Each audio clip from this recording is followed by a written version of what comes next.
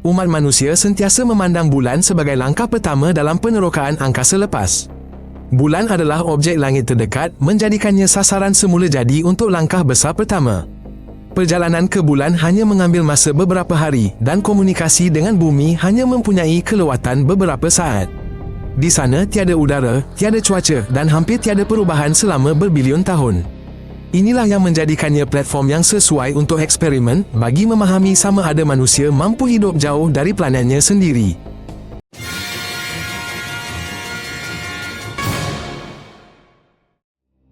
Pada akhir tahun 60-an, manusia buat pertama kalinya menjejakkan kaki di bulan. Dalam beberapa tahun, 12 angkasawan telah terbang ke sana.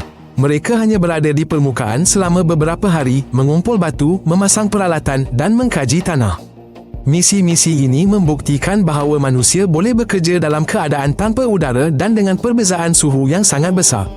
Namun, selepas tahun 1972, penerbangan berhenti dan selama beberapa dekad, hanya peralatan otomatik yang beroperasi di bulan.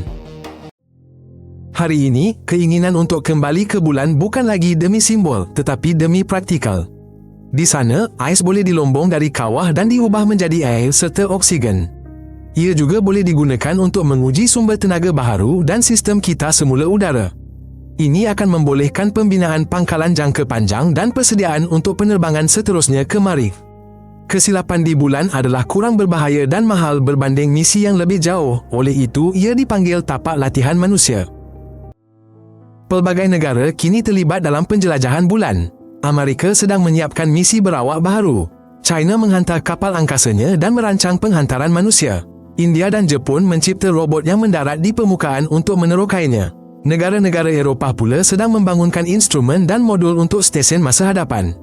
Syarikat swasta juga turut serta, menjanjikan roket dan kapsul yang lebih murah. Maka, terbentuklah seluruh jaringan projek di mana setiap pihak bertindak demi matlamatnya sendiri. Para saintis berpendapat paling sesuai membina pangkalan di Kutub Selatan. Di kawah gelap sana ada ais yang boleh dilombong, manakala di kawasan tinggi berhampiran matahari hampir sentiasa bersinar.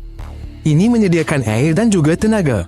Tapak dipilih dengan berhati-hati, permukaannya harus rata, tanpa batu besar dan dalam jarak hubungan terus dengan bumi. Penting juga untuk ada pelbagai jenis batuan di sekitarnya, kerana bulan menyimpan sejarah seluruh sistem suria. Pangkalan masa depan di bulan dirancang untuk dibina daripada modul yang akan dihantar menggunakan roket dan disambungkan melalui laluan penghubung. Untuk perlindungan daripada radiasi, modul-modul tersebut akan ditimbuni dengan tanah bulan dan pilihan mencetak blok terus daripada regolit juga sedang dipertimbangkan. Ruang udara airlock adalah penting di mana pakaian angkasa boleh disimpan dan dibersihkan agar habuk tidak masuk ke dalam dan keseluruhan reka bentuk difikirkan agar pangkalan boleh diperluas selangkah demi selangkah tanpa perlu memulakan semula dari awal. Muatan dihantar ke bulan menggunakan roket besar. Di orbit bulan, ia dipindahkan ke modul pendarat yang akan turun ke permukaan. Ini adalah peringkat paling berbahaya. Semburan enjin akan mengangkat debu yang boleh merosakkan peralatan. Oleh itu, tempat yang kukuh dan rata dipilih terlebih dahulu untuk pendaratan dan berat muatan juga dihadkan. Setiap tan tambahan memerlukan banyak bahan api. Buat masa ini, penerbangan seumpama itu masih rumit dan jarang berlaku, tetapi secara beransur-ansur kosnya akan menurun. Di bulan tiada udara dan tiada perlindungan daripada radiasi. Pada siang hari, permukaan memanas melebihi 100 darjah, manakala pada waktu malam ia menyejuk di bawah negatif 170. Setiap kitaran ini berlangsung hampir 2 minggu. Tanah terdiri daripada zarah-zarah halus dan tajam yang tersumbat pada peralatan serta merosakkan sendi sut angkasa. Oleh itu, untuk bekerja diperlukan sut angkasa yang mengekalkan tekanan, menyejukkan badan dan membekalkan oksigen. Tanpa sut tersebut, manusia akan mati dalam beberapa saat. Ais dalam kawah gelap akan menjadi sumber utama air di bulan. Ia akan dilombong dan dicairkan. Udara akan dihasilkan daripada air dengan mengasingkannya kepada oksigen dan hidrogen. Oksigen diperlukan untuk pernafasan, manakala hidrogen untuk bahan api. Selain itu, udara dan air akan dikita semula di dalam pangkalan, pernafasan, peluh dan kondensasi akan dikembalikan ke dalam kitaran. Namun, kehilangan tetap akan berlaku, oleh itu bekalan simpanan diperlukan, jika tidak, sebarang kebocoran akan menjadi ancaman maut. Tenaga adalah asas kelangsungan hidup. Di puncak-puncak berhampiran kutub, matahari hampir sentiasa bersinar, justru panel dipasang di sana. Namun, debu yang menyelubungi panel itu akan mengurangkan kecekapan. Untuk kawah gelap dan malam yang panjang, loji nuklear kompak sedang dirancang. Tenaga akan disimpan dalam bateri dan takungan haba. Setiap sistem mesti digandakan. Jika sistem utama terputus, pangkalan itu akan cepat membeku atau terlebih panas. Keandalan adalah lebih penting daripada kuasa di sini. Setakat ini, hanya rover kecil yang dikawal dari bumi telah bergerak di bulan dan menyelidik permukaannya. Namun tiada jalan di sana. Oleh itu, pada masa hadapan, mereka merancang untuk mencipta pelbagai kenderaan termasuk platform ringan untuk kerja berhampiran pangkalan serta kabin kedap udara bagi perjalanan jauh di mana seseorang boleh bernafas tanpa sut angkasa dengan roda yang perlu dibuat tahan lasak untuk menahan tanah yang tajam. Malah peranti yang boleh melompat atau terbang melintasi kawah juga sedang dipertimbangkan. Hari ini, robot-robot giat beroperasi di bulan. Mereka mendarat di permukaan, mengkaji tanah dan menghantar gambar. Sesetengah peranti sudah berjaya bergerak sejauh berkilometer malah mengembalikan sampel ke bumi. Di sebelah jauh bulan, di mana tiada sambungan komunikasi, alat pengulang isyarat digunakan.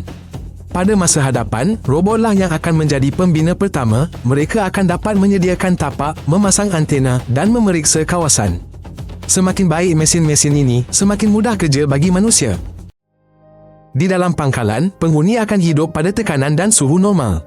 Rejim cahaya akan diatur secara buatan untuk mengekalkan ritma tidur dan bangun yang biasa. Udara akan dibersihkan melalui penapis dan kitas semula, manakala sebahagian makanan akan ditanam secara hidroponik seperti salad, sayuran hijau dan sayuran ringkas.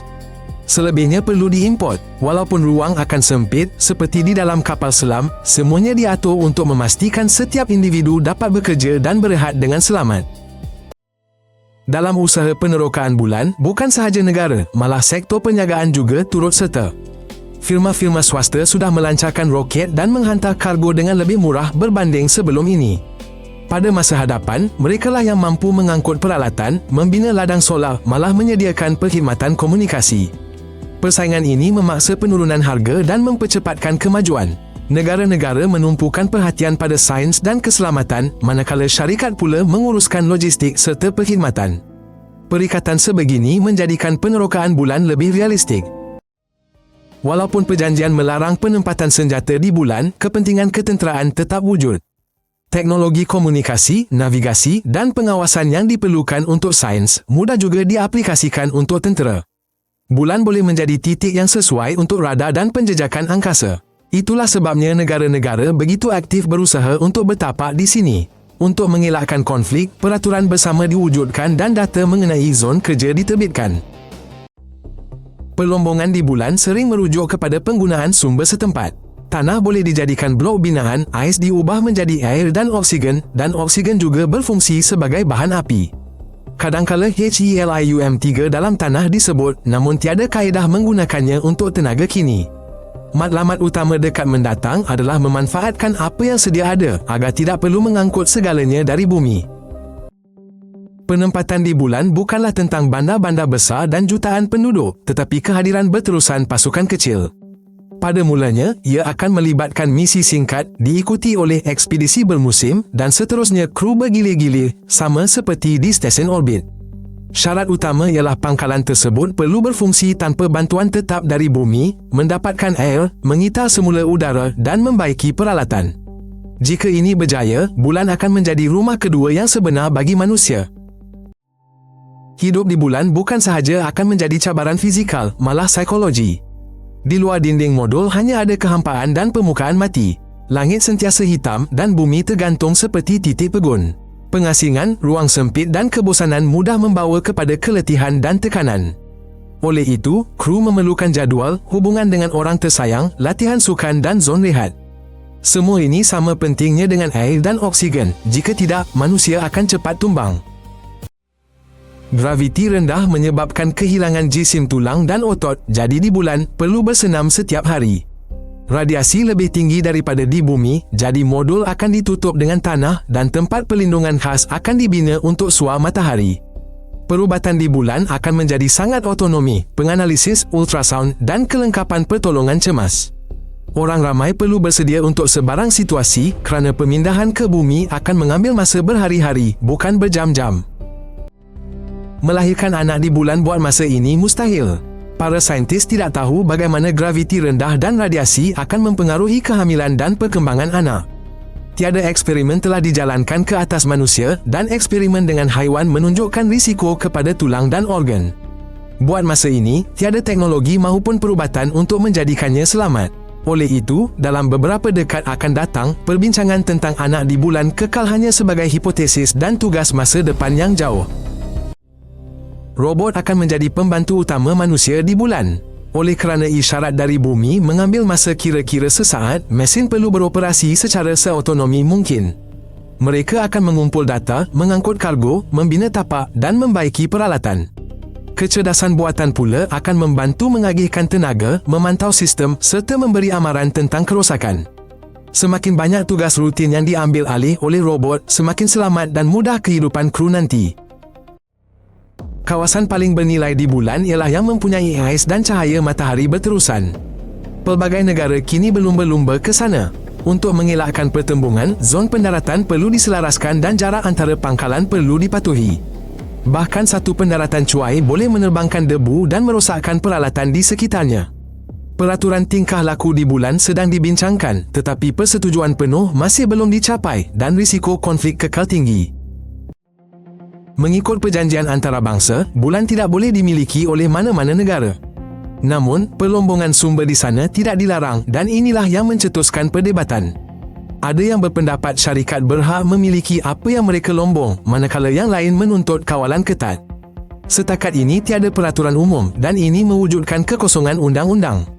Bagi mengelakkan kekacauan, undang-undang bersama serta rekod semua aktiviti di bulan adalah perlu, jika tidak perselisihan dan rasa tidak percaya akan timbul. Bulan akan menjadi persiapan untuk penerbangan yang lebih jauh. Di sini kita dapat mempraktikkan segala-galanya, penggalian sumber, perlindungan daripada radiasi, pembinaan pangkalan dan kerja dalam pengasingan. Di sini juga roket boleh diisi dengan oksigen dan air yang diperoleh di lokasi. Penerbangan ke Marikh akan mengambil masa berbulan-bulan, manakala bulan hanya beberapa hari perjalanan.